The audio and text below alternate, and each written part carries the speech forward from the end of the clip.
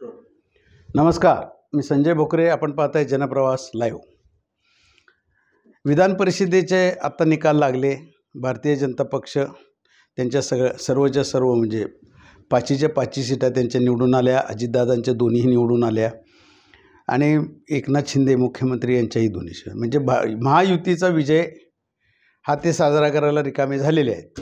परंतु महायुतीचा विजय साजरा करताना आता जे पुढच्या विधानसभेचं बोललं जातं आहे त्याच्यावर खऱ्या अर्थानं विश्लेषण करणं योग्य होईल असं मला वाटतंय. नक्कीच लोकसभेच्या निवडणुकीमध्ये जो पराभव झाला, जी खालीमान घालायला लागली भारतीय जनता पक्षाला असेल, जास्त करून महायुतीमध्ये अजितदादांना असेल, त्यांना वाटतं की ही आपण भरपाई आता हितं केली नाही असं म्हणता येणार नाही. आमदारांची मतं घेणं आणि जनतेतनं मतं घेणं हा खूप मोठा फरक आहे. हे महायुतीच्या नेत्यांनी अजून समजून घेतलं पाहिजे. या हवेत राहता कामा नये. आता विधान परिषद जिंकली म्हणजे आगामी विधानसभासुद्धा आम्ही जिंकणारच आणि जिंकलेलीच आहेत म्हणून गाफील राहण्याचा कार्यक्रम जर का झाला तर नक्कीच ह्यांचा परत पुन्हा कार्यक्रम जनता करेल.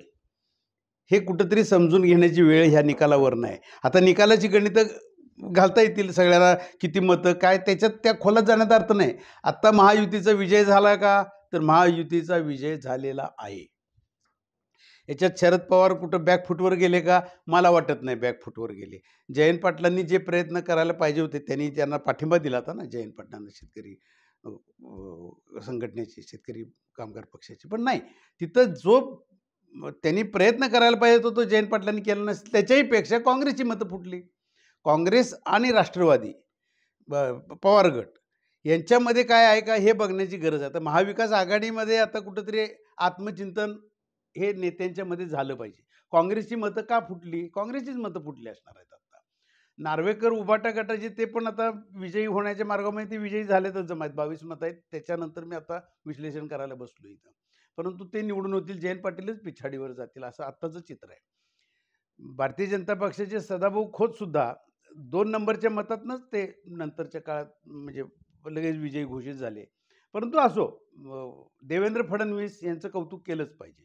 कारण देवेंद्र फडणवीसांना हे कुठंतरी लोकसभेमध्ये जो पराभव झालेला आहे ते अक्षरशः ताकसुद्धा फुंकून प्यायला लागलेत, हे म्हणायला काही हरकत नाही. आणि त्यांच्यावर जी जबाबदारी होती ही निवडून आणायची, वास्तविक विरोधी पक्षात असताना सुद्धा प्रसाद लाडला 22 साली निवडून आणलं होतं त्यांनी. हे कौतुक होतं त्यांचं. आणि तिथनंच खऱ्या अर्थानं महाविकास आघाडी फोडायची आणि परत आपलं सरकार आणायचं, त्यातही ते यशस्वी झाले. फोडाफोडीचं राजकारण आणि ह्याच्यातनं त्यांनी सांगितलेलं महत्त्वाचं आहे कूटनीतीतनं ते यशस्वी झाले. आणि आजसुद्धा लोकसभेतनं जे बॅकफुटवर गेले त्याला कुठेतरी थोडीशी एनर्जी म्हणतो मी. हे काय फार मोठा विजय नाही आहे हा. महायुतीनं अगदी सगळं जिंकलं आणि आता पुढची विधानसभासुद्धा आम्ही त्याच्यात जिंकलो, ह्याच्यावरनं त्याचं परीक्षण करू नका. काही नाही, तुम्हाला लोकांच्यात गेलंच पाहिजे. फोडाफोडीचं राजकारण, जरांगे समोर आहेत, जरांगेंचं आंदोलन समोर दिसतंय. आज मराठा आरक्षणाचा मुद्दा येणार आहे. विविध जे मुद्दे आहेत, महागाई, हे सगळे विषय आज असे तुम्हाला महायुतीला सामोरं जायचे. तुम्ही सत्तेत आहात. एकनाथ शिंदे मुख्यमंत्री, त्यांचं लोकसभेमधलं सुद्धा त्यांचं यश त्यांच्या पक्षाला मिळालेलं नक्कीच उल्लेखनीय आहे त्यांचं काम, आणि त्यांनी मिळवलेलं यशही उल्लेखनीय आहे. आणि आत्तासुद्धा त्यांच्या दोन्ही सीटा आरामात त्यांनी इथं निवडून आणलेल्या आहेत. म्हणजे त्यांचंही राजकारण अतिशय चांगल्या पद्धतीने. आता कोर्टाचे निकाल आहेत, सुप्रीम कोर्टाचे निकाल आणि काय लागतील. शरद पवार राष्ट्रवादी गट आणि उद्धव ठाकरे गट हे दोन्हीही सुप्रीम कोर्टात आहेत. म्हणजे खरा पक्ष कोणाचा हे काय जुलै अखेरीस होतंय का हे बघायला लागेल. त्याच्यानंतर आणि काय राजकीय परिस्थिती बदलेल, परंतु ती बदलेल. परंतु आत्ता महायुतीला यश मिळालं आहे, कौतुकास पात्र आहेत, सगळ्यांचं अभिनंदन करावं लागेल. अभिनंदन करत असताना आता जे चालू झालं आहे, आता विधानसभासुद्धा आता अशीच जिंकणार, तर असे मांडे खाण्यात काही अर्थ नाही. देवेंद्र फडणवीस हे नक्कीच विजयी झालेले आहेत. त्यांची कूटनीती, त्यांचं मुत्सद्दीगिरी, हे सगळं यश आत्ता मिळालेलं आहे त्यांना.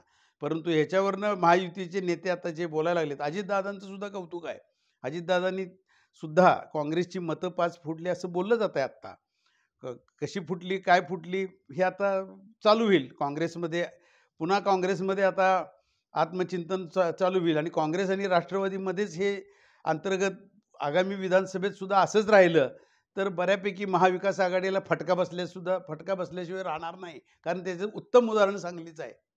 कारण सांगलीमध्ये सुद्धा जयंत पाटील प्रदेशाध्यक्ष, शरद पवार राष्ट्रवादी गटाचे, त्यांचा काटा काढायला काँग्रेसचे विश्वजित कदम, विशाल पाटील जे आता अपक्ष निवडून आले सांगलीमध्ये, हे सुद्धा बसलेलेच आहेत. म्हणजे उद्याच्या काळात काँग्रेस आणि राष्ट्रवादी अंतर्गत जे मतभेद आहेत हे उफाळून आले तर महायुतीला त्याचा फायदा होईल, नक्की फायदा होईल. आणि आगामी काळात बघू. परंतु आत्ता महायुतीला यश मिळालंय, त्यांचं निश्चितपणानं अभिनंदन. आज इथंच थांबू, उद्या पुढच्या भागात.